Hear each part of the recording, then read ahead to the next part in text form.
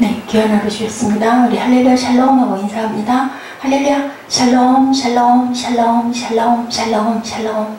하나님 사랑합니다. 여러분 주 안에서 사랑합니다. 오늘 어제 엊그제 토요일 날이죠. 토요일 날 8장 1절 가지고 우리 함께 말씀을 나누고, 오늘은 1장에서 17절까지 전체에 어떤 말씀으로 저희에게 하나님께서 오늘 은혜를 주시는지 함께 나눠보도록 합니다. 1절이 아주 귀한 말씀이죠. 예. 지혜의 사람은 얼굴에 광채가 난다. 그 얼굴에 산한 곳이 변한다라고 이렇게 솔로몬이 얘기합니다. 누가 지혜와 저와 같으면 누가 사물의 이치를 아는 자이냐. 사람의 지혜는 그의 얼굴에 광채가 나게 하나니 그의 얼굴이 산한 곳이 변하느니라. 스데반이 그죠? 돌 맞으면서도 하늘이 열리고 예수님이 보좌 우편에서 바라보고 서 계시는 모습을 바라보면서 그만 너무 기뻐서 환하게 웃는 모습이었다라고 이렇게 사도행전에 증거되어 있습니다.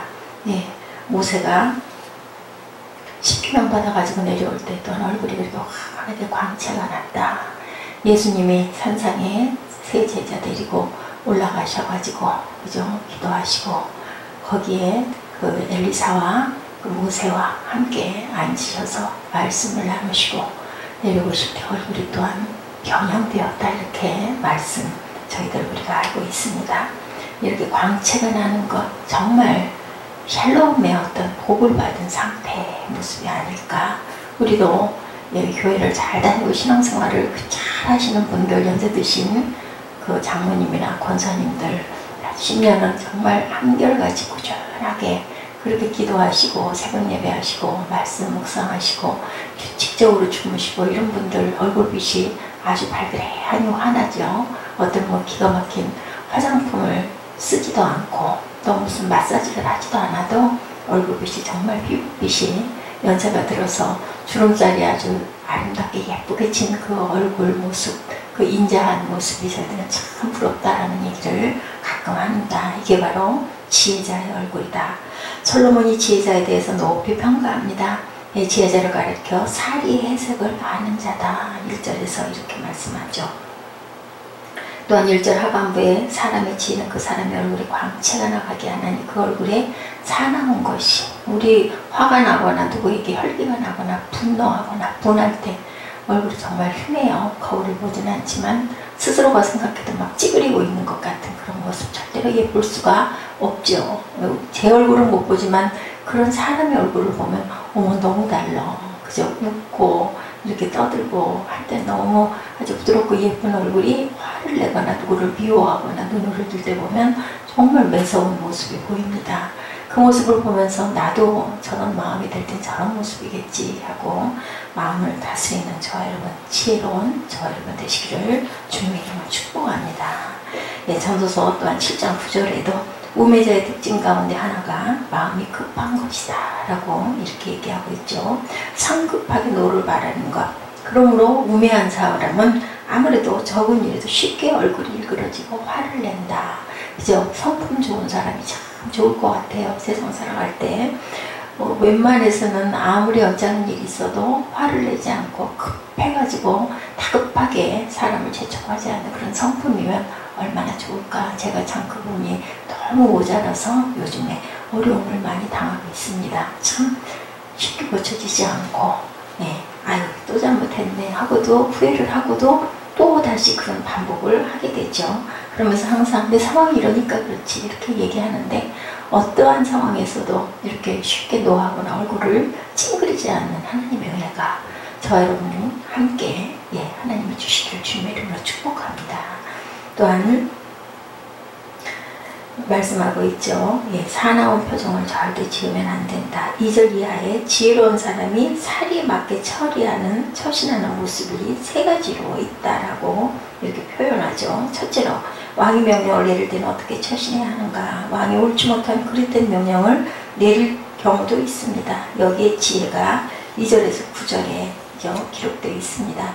두 번째로 우리가 모순된 현실을 바라보면서 어떻게 처신해야 하나.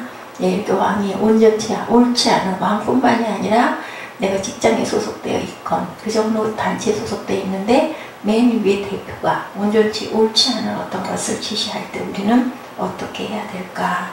모순된 현실 앞에서 우리가 의로운 사람이 고통을 당하고 악인은 오히려 형통한 그런 경우들이 많이 있죠. 이때 또한 우리는 어떻게 처신할까? 10절에서 15절에 일깨워주고 있습니다. 세 번째로 우리가 살아가다 보면 우리의 머리로 이해되지 않는 일들이 너무 많죠. 하나님의 섭리, 하나님의 하늘에 계신 하나님은 우리의 생각과 너무 많이 달라서 우리가 하나님의 그 뜻과 섭리를 다 깨달을 수가 없죠. 이해가 다 안 됩니다. 자, 이럴 때 이해할 수 없는 일을 당할 때 지혜로운 자는 과연 어떤 마음으로 살아가야 되는 것인지 16절에서 17절의 말씀이 나오죠. 우리 한번 곰곰이 우리 한번 묵상해 봅니다. 왕이 명령을 내릴 때 지혜로운 사람은 어떻게 처신을 할까? 2절에서 9절이죠. 세계 여러 나라 가운데 국왕제도로 가진 나라들이 아직도 있습니다. 나라에 따라서 왕에게 많은 권세가 주어지는 경우가 있고 어떤 나라는 왕이 그저 상징적인 존재로 이렇게 있는 경우도 있죠. 솔로몬이 본문의 말씀을 기록할 이 당시는 왕의 절대 권력을 가지고 있을 때였죠. 왕이 말 한마디가 신하의 목숨이 왔다 갔다 죽일 수도 있고 살릴 수도 있고. 우선 2절에서 솔로몬은 하나의 원리를 우리에게 설명합니다. 내가 권하느니 왕의 명령을 지키라. 이는 하나님을 가리켜 맹세하였습니다. 신하가 왕의 명령을 지키는 것은 마땅한 도리입니다. 그것이 원리입니다. 살이 맞는 일입니다. 하나님을 가리켜 맹세했기 때문이다. 옛날 이스라엘에서는 기름부어 왕으로 세움을 받기에 앞서 왕과 백성 사이에 서로 언약을 맺었다고 합니다. 살아계신 야훼 하나님 앞에서 언약을 맺습니다. 그때 백성들은 하나님 앞에서 왕에게 충성을 다하겠다고 맹세해요. 왕의 통치에 복종하겠다고 맹세했으면 마땅히 신하는 왕의 통치에 복종을 해야 되는데 명령을 지켜야 되는데 왕의 명령을 거역하는 것은 하나님을 가리켜 맹세한 것을 어긴 것과 같다. 그렇기 때문에 신하가 왕의 명령을 지키는 것이 원리다. 그러나 경우에 따라서 신하가 생각하기에 온전치 않고 불합리할 때, 그죠? 그 명령을 지킬 수 없는 아주 부당한 명령을 내릴 때는 그러면 어떻게 해야 할까? 3절이죠. 왕 앞에서 물러가기를 굳건히 하지 말라. 아무리 자기 생각과 다른 명령을 왕이 내렸다 할지라도 얼굴을 붉히면서 듣기 거북하다는 듯이 왕 앞에서 휙 돌아서서 가지 말라는 그런 말씀입니다. 왕의 권위를 무시하는 거죠. 그래서는 안 된다. 우리가 어른이 돼 보니까 요즘 무서운 아이들 중학교, 그죠? 초등학교 6학년, 그 아주 사춘기 극도의 그런 아이들 같은 경우에 마땅치 않으면 어떻게 해요? 휙 돌아서 가버려요. 얘기하고 있는 도중에. 너무 화가 나죠. 옛날에 저희 때는 있을 수도 없는 일, 생각해 볼 수도 없는 일들이 요즘에는 아무렇지도 않게 일어납니다. 문자 메시지, 카톡, 그죠? 아무리 어른이 얘기를 해도 나하고 상관없는 일이야 여기실 때는 다 말합니다. 이런 경우 저는 생각이 났습니다. 그것이 무시당한다라고 생각을 해서 마음에 분이 나고 화가 나고 이 녀석을 어떻게 좀 혼을 내줄까 생각을 하지만 혼을 내는 것만도 능사가 아니더라고요. 어떻게 해야 된다. 왕의 권위를 무시하는 거니 악한 것을 입에 담지 말라. 왕이 싫어하는 것, 왕에게 해가 되는 것들을 꾀해서는 안 된다라고 이렇게 나와 있네요. 아랫사람은 윗사람이 뭔가 좀 온전치 않고 옳지 않은 것 같더라도 그분을 존중해 주라는 그런 얘기입니다. 싫어하는 것을 하지 말아라. 신하가 왕을 배반하고 반역하는 것은 벌을 받아 마땅하다. 3절 하반부와 4절에 나오죠. 왕은 그 하고자 하는 것을 다 행하느니라. 왕의 말은 권능이 있나니 누가 이르기를 왕께서 무엇을 하시나이까 할 수 있으랴. 왕에게는 절대 권력이 주어져 있죠. 사람을 살리기도 하고 죽이기도 하고. 그 시절의 왕, 지금의 왕 말고요. 지금의 대통령이 아니고 솔로몬의 부친이었던 다윗 왕이 나이가 들어 노쇠의 나이가 드셨을 때 솔로몬의 이복 왕이었던 아도나이가 자의로 다윗의 뒤를 이어 왕이 되겠다고 계략을 세운 사건이 있었습니다. 그러나 다윗은 하나님의 뜻에 따라서 누구에게 솔로몬에게 왕위를 물려주죠. 그러다 보니까 아도나이가 목숨이 위태롭게 됐어요. 음모를 꾸몄는데 그만 크게 발각이 나게 됐죠. 아도니아는 즉시 달려가 제단의 뿔을 꽉 잡았어요. 그 시절에는 제단에 있는 뿔만 잡으면 어떠한 죄인도 죽일 수가 없었어요.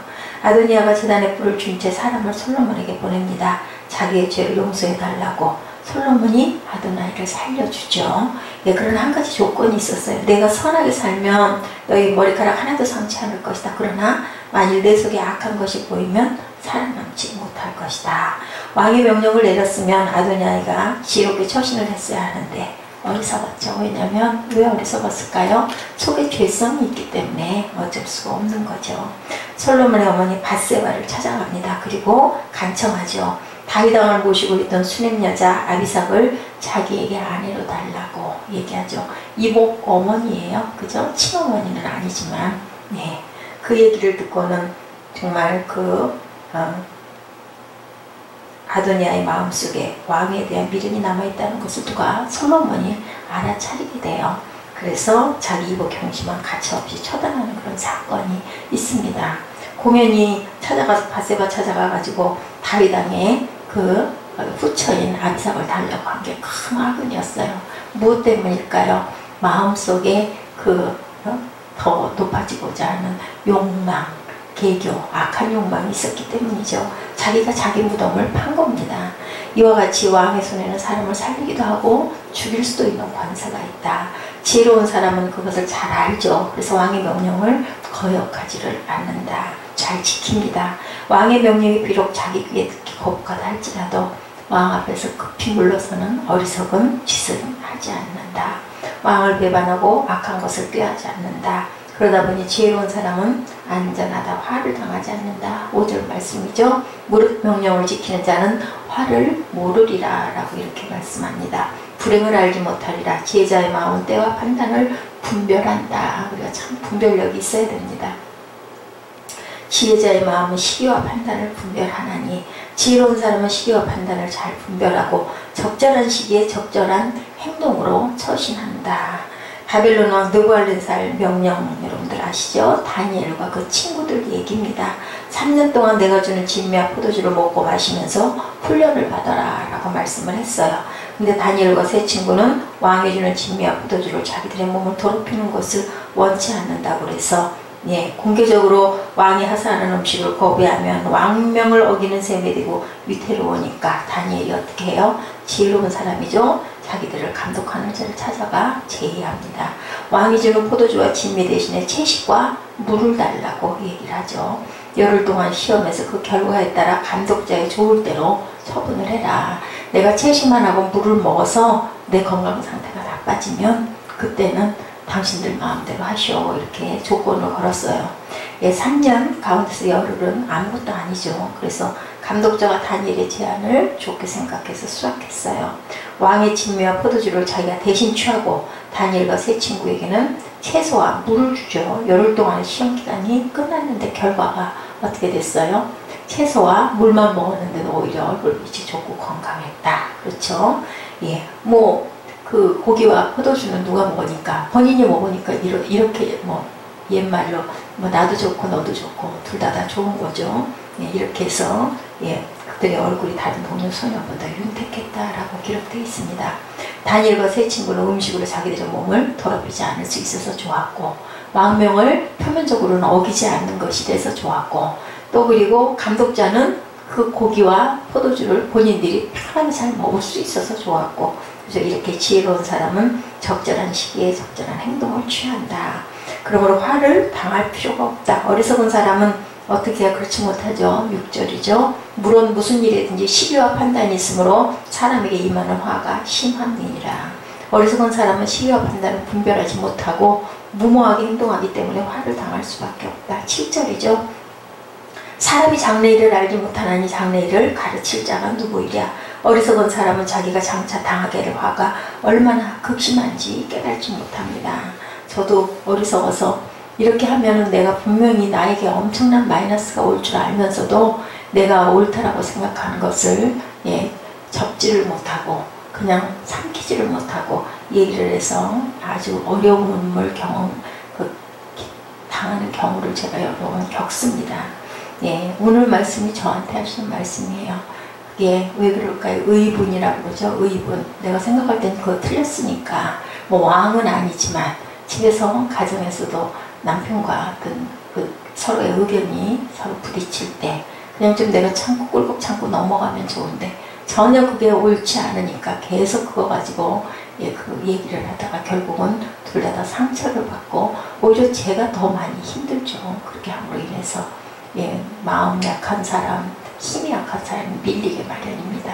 그렇기 때문에 지는 게 이기는 건데 이거 틀렸는데 어떻게 그거를 그냥 묵인하느냐 이런 마음이 있다 보니 그렇습니다.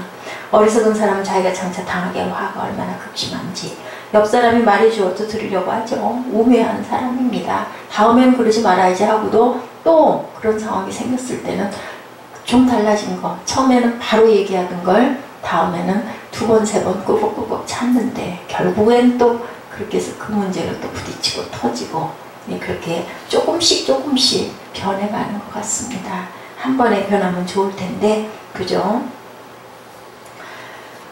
솔로몬이 왕이 되죠. 시므이를 부릅니다. 너는 죽어 마땅한 사람이지만 선왕 다윗이 하나님을 가리켜 맹세했기 때문에 너를 죽이지 않겠다. 시므이 사건. 한 번은 다윗 임금이 자기 아들 압살롬의 반역을 피해 도주할 때 길가에 시므이라고 하는 사람이 나타나죠. 뭐예요? 막 욕을 퍼부어요. 다윗에게 막 그 모욕을 합니다. 다윗 임금을 저주하죠. 다윗의 부하들이 쫓아가서 죽이려고 그랬어요. 근데 다윗이 만류합니다. 살려줍니다.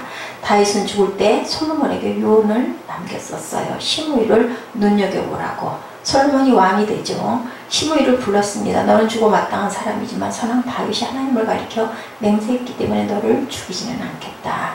그러나 이제부터 너는 예루살렘을 떠나지 말고 예루살렘 안에서만 살아라. 이렇게 명령을 합니다. 이 아버지는 돌아가시고.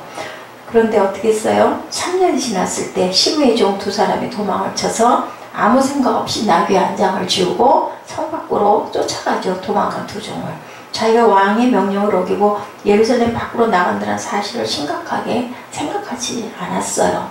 저희 같아도 3년쯤 그렇게 살다가 어느 날 한번 그 신하들 도망간 거 붙잡으려고 잠깐 쫓아간 거 뭐 내가 꼭 죽을 일이냐 이렇게 생각할 수도 있을 것 같아요. 그 결과 시므이는 죽음을 당하죠. 왕이 화를 내리기로 작정하는 화에서 벗어날 사람이 없어요. 뭔가 조건을 제시했을 때 그거 명심하지 않고 아무런 문제가 없으니까 그냥 어느 날 우연히 가볍게 했다가 결국은 목숨을 잃는 일이죠. 8절에 뭐라고 얘기를 하고 있습니까? 솔로몬은 8절에서 네 가지로 설명해요. 화를 벗어날 사람이 없다. 첫째로 생기를 주장하여 생가에 머무르게 할 사람도 없고 8절이죠. 바람을 주장하여 바람을 움직이게 할 사람도 없고 죽는 날을 주장할 사람도 없고 그죠? 전쟁할 때를 모면할 사람도 없고 악이 그와 주민들을 건져낼 수도 없다. 이렇게 얘기합니다. 전쟁할 때 모면할 수도 없고 악의 행악자를 건져낼 수도 없다. 네 가지로 우매한 사람이 왕을 대항해서 꾀한 악들이 그를 건져낼 수가 절대 없다. 솔로몬의 결론 9절이죠. 내가 이런 것들을 다 보고 마음을 다하여 헤아려서 행하는 모든 일을 살핀즉 사람이 사람을 주장하여 해롭게 하는 때가 있다. 사람은 사람을 해롭게 할 때가 있다라는 거죠. 이 땅에서 사람이 사람을 주장할 수가 있습니다. 하나님께 권세를 부여하셨기 때문에. 그런데 그 권위를 인정하고 권세에 순복하는 사람은 해를 당하지 않지만 무시하고 거역하면 결국은 해를 당해서 죽을 수밖에 없다. 로마서 13장 1, 2절에도 말씀합니다. 각 사람은 위에 있는 권세들에게 굴복하라. 권세는 하나님께서 나지 않음이 없나니 모든 권세는 다 하나님이 정하신 바라. 그러므로 권세를 거스르는 자는 하나님의 명을 거스리니 거스리는 자들은 심판을 자취하리라. 위에 있는 모든 권세들은 다 누가 하나님께서 주신 것이라는 겁니다. 부모의 권위도 또한 마찬가지입니다. 자녀가 보기에 부모가 온전하지 않을 수 있죠. 단점이 있죠. 부모님도. 그렇다 하더라도 부모에게 대항하거나 항거하거나 말을 안 듣거나 자기 마음대로 자기 뜻대로 하면 결국은 결과가 어떻게 돼요? 온전하게 잘 성장하지를 못하는 거죠. 또 질서를 어그러뜨린 자는 하나님이 기뻐하지 않는다. 교회도 마찬가지죠. 하나님께서 기름 부어 세운 장로, 나보다 나이도 어리고 하는 것도 온전치 않고 그러면 따라지지가 않죠. 그런데 하나님께서 세우신 자가 잘못한다고 그것은 누가 하나님의 몫이에요. 그렇기 때문에 우리가 판단해서도 안 된다. 거역해서도 안 된다. 가정의 어른도 마찬가지다. 권위를 인정하고 우도론을 섬겨라. 그것이 바로 지혜의 길이다. 사리에 맞는 일이라고 합니다. 세 번째, 모순된 현실 앞에 우리는 어떻게 해야 될 것인가. 10절이죠. 내가 본즉 악인은 장사 지낸 바 되고 무덤에 들어갔다. 악인이 죽었습니다. 그를 위해서 성대하게 장사가 치러지죠. 좋은 무덤에 들어갔습니다. 선을 행한 자는 거룩한 곳에서 떠나 성읍 사람이 잊어버린 바 되었으니 이것도 헛되도다. 반대로 선을 행한 사람이 죽으면, 의로운 일을 행한 사람이 죽으면 어떻게 돼요? 예배드리던 거룩한 곳을 떠나는 순간, 살던 성읍을 떠나는 순간 그는 사람들이 잊어버린 바가 됩니다. 아무도 기억해 주지 않습니다. 이것도 헛되다. 모순이 있죠. 여기에도 사람이 죽을 때만 그와 같은 모순된 일이 일어나는 것이 아니고 살아있을 때도 얼마든지 모순된 일이 일어날 수가 있다라는 거죠. 9절에 내가 이 모든 것을 보고 해 아래서 행하는 모든 일을 마음에 두고 살픈즉 사람이 사람을 주장하여 해롭게 하는 때가 있도다. 10절 그러므로 내가 본즉 악인들은 장사 지낸 바 되어 거룩한 곳을 떠나 그들이 그렇게 행한 성읍 안에서 잊어버린 바 되었으니 이것도 헛되도다. 악인들 얘기입니다. 11절 악한 일에 관한 징벌이 속히 실현되지 아니하므로 인생들이 악을 행하는데 마음이 담대하다. 악을 행했는데 그 악한 사람들이 오히려 더 잘 살아요. 그러면 그냥 아유 뭐 그 정도쯤이야 이렇게 생각을 한다라는 거죠. 12절에 뭐라고 말씀하고 있습니까?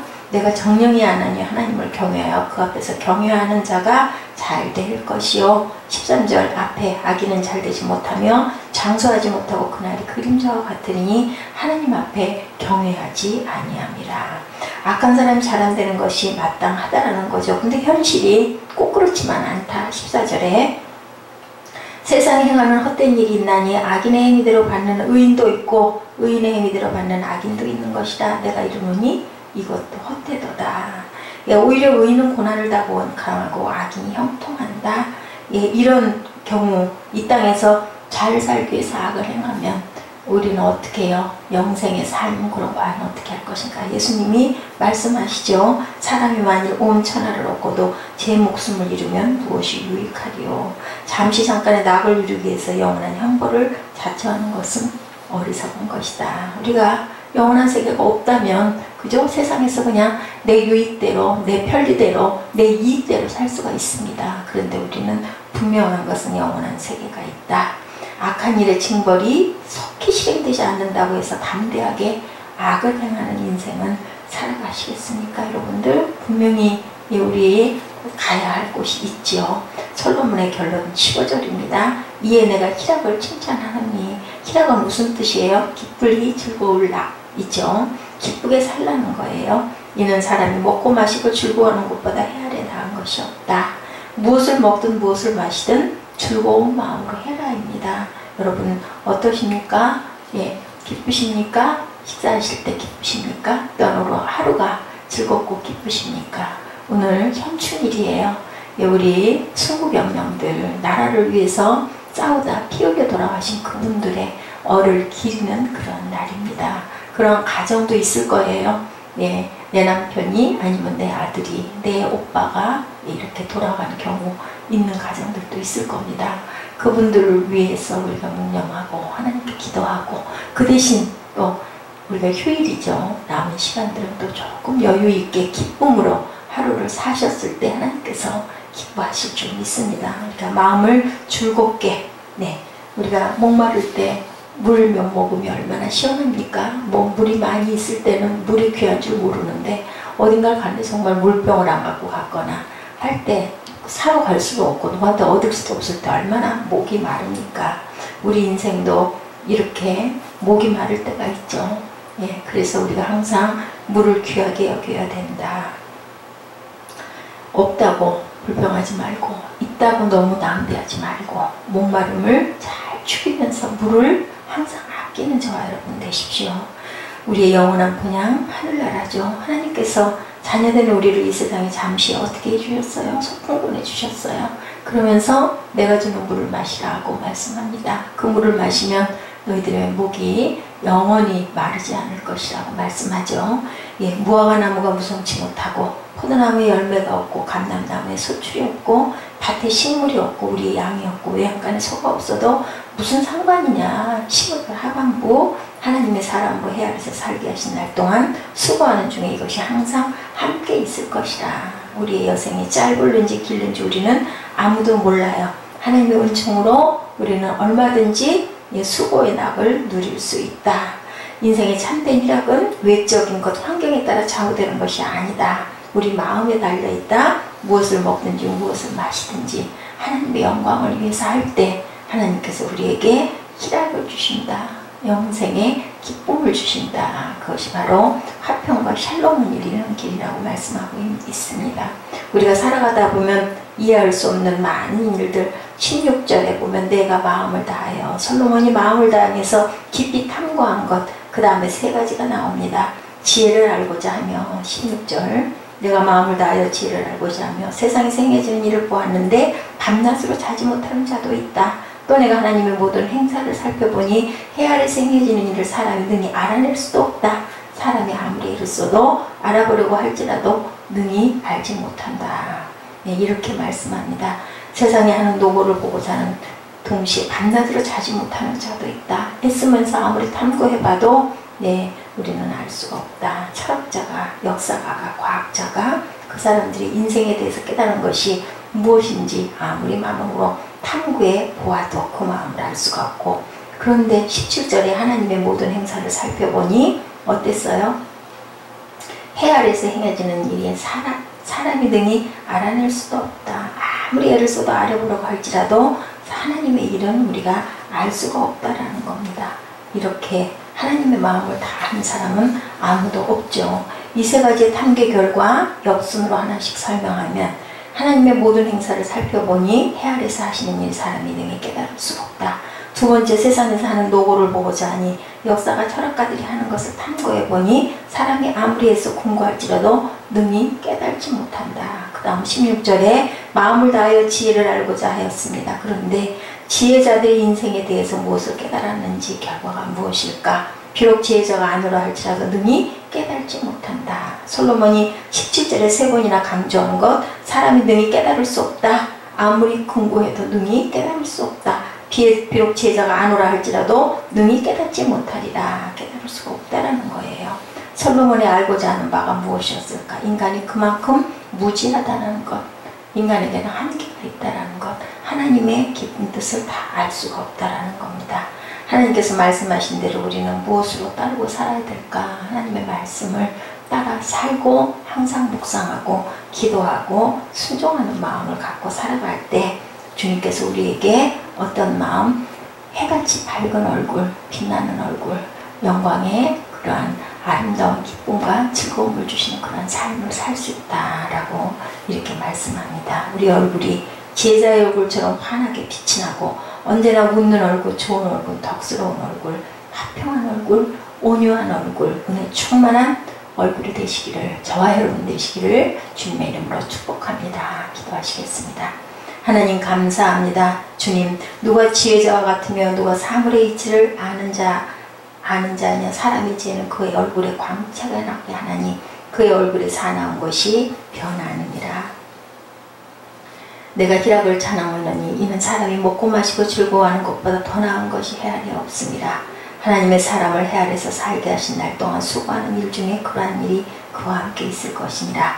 내가 마음을 다하여 지혜를 알고자 하며 세상에서 행해지는 일을 보았는데 밤낮으로 자지 못하는 자도 있도다.